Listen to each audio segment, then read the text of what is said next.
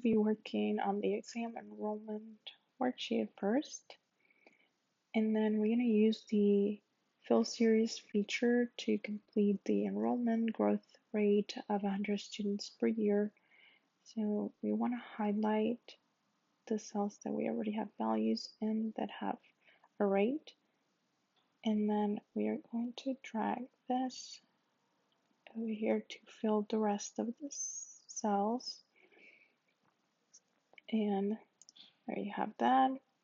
For the second requirement, we're going to go to the Proctor's worksheet, and it's asking us to enter a formula that returns the sign-up phone number from the sign-up information range using an exact match for the exam in column B.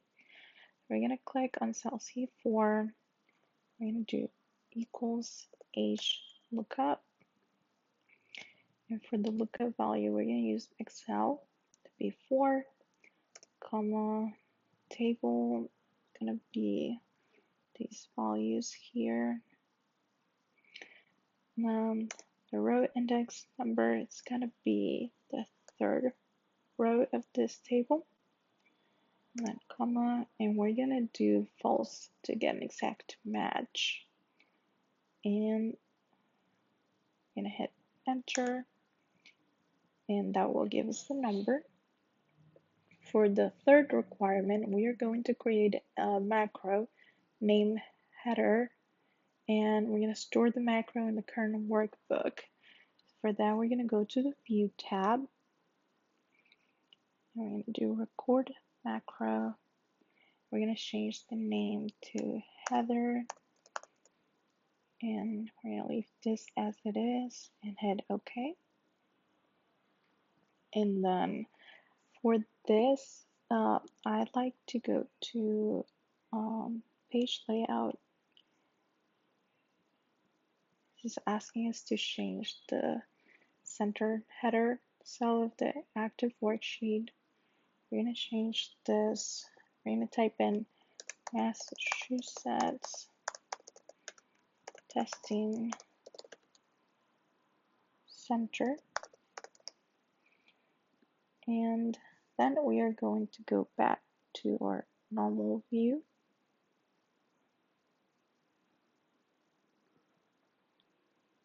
Sometimes it takes it a minute.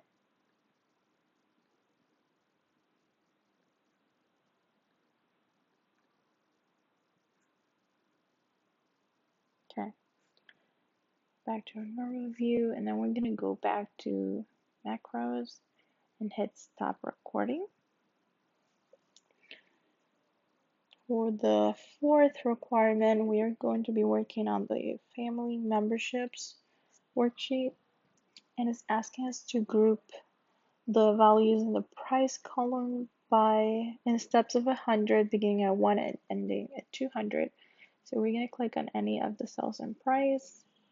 We're going to right click, group, and then we're going to start it at 1 and 200 by 100, hit OK, and that's going to group your values. And then we are going to configure Excel to automatically evaluate formulas only when a workbook is saved and not each time data changes. We're going to go to Excel over here and click Preferences. And we're going to go under Formulas and Lists. We're going to go to Calculations. And we're going to do Manual. And leave this as it is. And then go back. And okay. And we're going to close this. And we are done with Project 1. The first step is to configure Excel to disable all macros in the workbook without notification. And this is going to be a little bit different for me because I'm using a MacBook. But what I'm going to do is go here and click Excel and do Preferences. And we're going to go to Security. and we're gonna click check this one, disable all macros without notification, and then you're gonna close this. You're all done with that. For the second step, we're going to configure the workbook so that users have to enter a password before they can make structural changes to the workbook. For that, we're going to go to the review tab. That was already there. We're going to do protect workbook. We're going to leave it in protect structure, and password, we're going to do Wendy's. Then you're going to type it again and click OK. And that's all good. For the third step, we're going to go to the sales revenue, okay, to Wendy's worksheet. And then we're going to enter a formula in cell N17 that returns the average sales revenue for stores located in Montreal that are considered full restaurants. For that, we're going to use the equals average ifs, this formula here, and then your average range is going to be for the sales revenue, and your criteria range, the first thing is going to be the city, so we're going to select all cities, and oh, did that wrong, comma, then we're going to type Montreal, comma, your second criteria range is going to be for this column here, express or full, select that, comma, quotation marks, full, and don't forget the quotation marks, because if you don't put those in, then this is not going to work unless you're doing it from the insert function option here. But if you're just typing the argument, you have to put the quotation marks. And now we're going to click enter, and you have the average sales for all the restaurants in Montreal that are full. For the next step, we are going to use the error checking features to locate the formula that is inconsistent with those around it.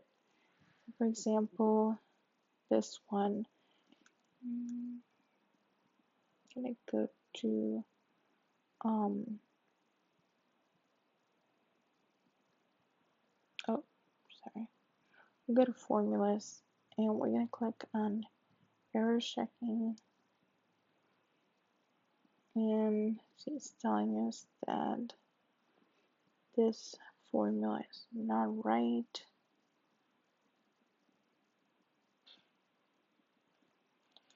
Why? We're gonna copy the formula from Bob. We're gonna click OK, and that's fixed. And then for the final step, we are going to go to the sales revenue by location worksheet, and we want to insert a slicer that allows us to filter the pivot table by city. We're going to click on the pivot table. I'm going to click on here, pivot table analyze. And we're going to do insert a slicer, and we want to filter by city. So we're going to check that, click OK. And then you only want to select Toronto, because those are the cells that it's asking us to display. And that's going to change only to the cells for that city. Project number 3, we're going to go to the weekend classes worksheet first. And we want to use the data subtotal feature to calculate total number of lessons and total due by instructor. Display the total lessons and total due for all instructors below the data. So we're gonna select this data here first, and then we're gonna go to the data tab, and we're gonna go to subtotal, and we're gonna do by structure. We're gonna use sum.